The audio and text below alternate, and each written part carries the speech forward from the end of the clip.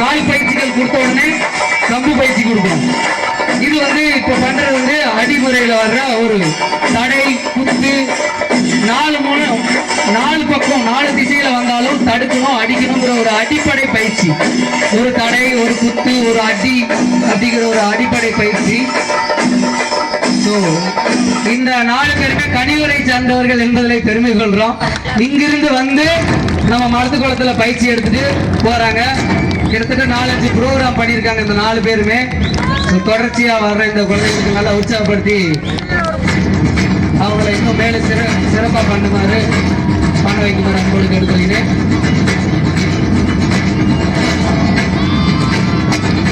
நெருங்கையில இருந்தாலும் எப்படி தடுக்கலாம், தாக்கலாம் ஒரு கற்பனை பயிற்சி முறை.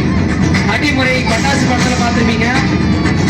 பேராசான் செல்வராஜ் அவர்களோட வாழ்த்துக்களோட கிட்டத்தட்ட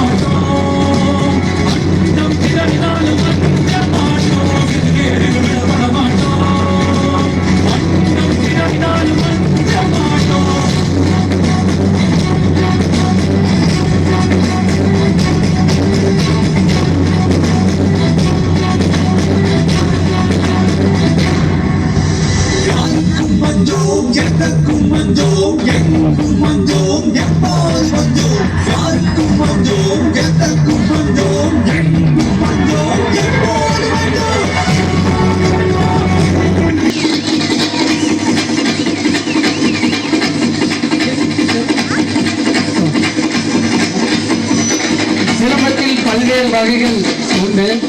சிலம்பம் அப்படின்னா வெறும் கம்பு சுத்துறது மட்டும் அப்படியே நினைச்சுக்கிட்டாங்க.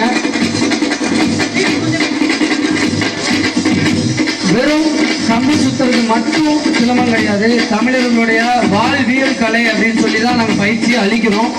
வாழ்வியல் கலைனா என்ன அப்படின்னா, முதல்ல இந்த உலகத்தில் வாழ்றதுக்கு என்ன தேவை அப்படின்னா உடல் பயிற்சி, உடல் தேவை. அந்த உடலை எப்படிலாம் நம்ம பாதுகாக்கணும் அப்படிங்கிற ஒரு விஷயத்த உடல் பயிற்சி மூலியமா சொல்லி கொடுக்குறோம். ஸோ அதான் வாழ்வியல் கலையில முதல் கட்டமா எடுக்கிறோம். ஸோ ஒரு ஒழுக்கத்தை கொண்டு வர்றோம், ஒரு முறைப்படுத்துறோம். சரியான நேரத்துக்கு எந்திரிக்கணும், சரியான நேரத்துக்கு தூங்கணும், சரியான உணவுகளை உண்ணணும் அப்படிங்கிற ஒரு வழிமுறையை கொடுக்குறோம். அதற்கு பிறகு உடற்பயிற்சி, அதுக்கு பிறகு இந்த தற்காப்பு பயிற்சிக்குள்ள போகிறோம்.